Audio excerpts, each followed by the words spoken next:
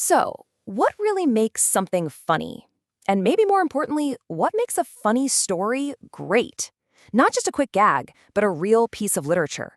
Well, that's the puzzle we're going to tackle today, using a collection of American humorous stories by an editor named Alexander Jessup as our guide.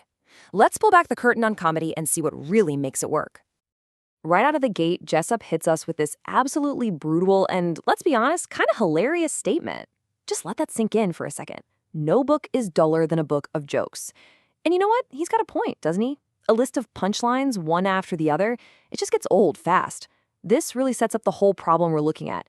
If a book of pure jokes is doomed to be dull, what's the secret to making a story truly, lastingly funny? Okay, so if the goal isn't just to stack up laughs like firewood, then what is it? What's that secret ingredient that separates a fleeting chuckle from a timeless classic? You know, that question is what drove Jessup's entire project, and it's the very question we are going to get to the bottom of. And that brings us right to the heart of his whole argument.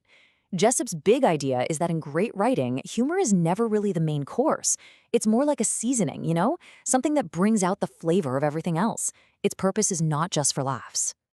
And here it is, the central thesis. The best humor, the really good stuff, is integrated. It's woven into stories that have real character, some pathos, and what Jessup calls a wide representation of life. Think of it like this. It's like the salt in a chocolate chip cookie. You don't want a mouthful of salt, right? But without it, the chocolate just isn't as rich. So the key here, it's all about the blend. So to really get how American humor reached that level of sophistication, we have to start at the beginning. We're talking about the raw, rough-and-tumble humorists of the American frontier. Let's meet the frontier funny men. So you had these figures like Josh Billings, Petroleum V. Nasby, and Artemus Ward. Jessup calls them professional humorists because, well, their main job was to get a laugh. They were kind of like the stand-up comics of their day. And yeah, even a young Mark Twain started out in this camp. Now, Jessup respected their skill, for sure, but he argued they were serving up the jokes without those other essential ingredients that make for great literature. And this quote just perfectly captures their style. Gigantic exaggeration and calm-faced mendacity. I just love that phrase. It's the art of telling the most outrageous lie you can possibly imagine, but with a completely straight face. It's that poker-faced fib that really defined the whole frontier spirit. And there is no better example of this than Mark Twain's early classic, You've Got a Con Man who bets that his frog can outjump any other frog around. So when his rival goes off to find a challenger, what does he do? He secretly feeds the champion frog a belly full of lead pellets. It's a perfect, simple, and absolutely hilarious story of that calm-faced mendacity in action. Now let's see how this all builds, because the next source of American humor comes from a place you would never, ever expect. It comes from writers who weren't even trying to be funny at all, the sentimentalists of the mid-19th century. This here perfectly illustrates the gap between what they intended and how we see it today. These writers were so earnestly trying to capture these pious, proper, deeply sentimental moments. But reading them now, their stuffy formality just comes across as unintentionally hilarious. A perfect case study is this story by Eliza Leslie. A family gets this coveted invitation to the Watkinsons' place, and they're expecting a huge, lavish party. But instead, they get a lecture on the sinfulness of fun and these children who actually ask to be punished for having bad thoughts. It was written completely seriously, but for us, it is an absolute masterclass in the comedy of social awkwardness. Okay, so we've had the professional jokesters and the accidental comics. Now we get to the main event. The authors who started to consciously and masterfully weave humor into serious literary works. This is where humor gets literary. Now, you probably don't think of Edgar Allan Poe as a barrel of laughs, and you'd be right. His humor was dark, it was bizarre, it was grotesque. In his story, The Angel of the Odd, the narrator is tormented by this creature that has a keg for a body and bottles for limbs, and it just causes this series of absurd accidents. It's strange, it's unsettling, but you know what? It's also undeniably funny in its chaos. And then, on the complete opposite end of the spectrum, you have Oliver Wendell Holmes.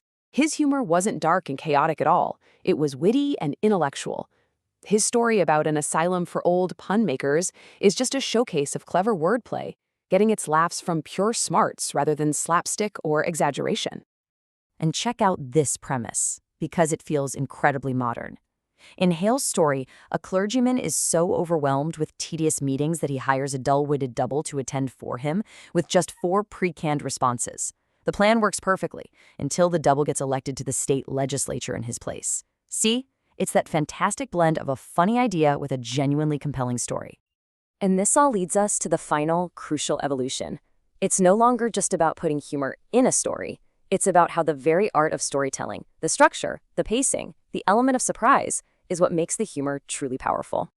And this evolution, it happened incredibly fast in the late 19th century.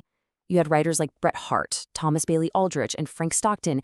They weren't just telling tales anymore, they were perfecting the short story as a true art form. They mastered things like plot twists and psychological depth, and they turned storytelling itself into what was called a subtle art. This quote about Stockton just nails it. His genius wasn't only the funny idea itself, but the masterful execution that actually made you believe it. When the storytelling is that good, the humor lands with 10 times the force. It stops being just a joke. It becomes a whole experience. So, where does this whole journey leave us? Well, it all comes together in the final analysis of one of America's most famous short story writers, and it reveals a lasting legacy. Jessup's take on O. Henry is the perfect summary of his entire argument. He calls his work literary vaudeville. Now, for those who might not know, vaudeville was a type of stage entertainment made up of lots of short, unrelated acts. A singer, then a comedian, then a magician. It was a variety show. So what Jessup is saying is that O. Henry's stories are brilliant, they're highly amusing, but they're still a series of clever acts, maybe lacking that deeper representation of life. So, what have we learned from all this? Well, the secret ingredients are pretty clear. Great humor isn't the star of the show. It's the supporting character that makes the star shine brighter. We saw it evolve from simple gags into a really sophisticated tool. And ultimately, the best humor is blended with character, plot, and real emotion, all delivered through masterful storytelling. That's the stuff that makes it timeless. Which leaves us with one final question for you. We live in an age of 15-second videos and disposable memes, right? The era of the quick, fleeting laugh. So I'm genuinely curious, do you think Jessup's thesis still holds up? Does great, memorable humor still need those other literary ingredients to last? Or has the very nature of what we find funny changed for good?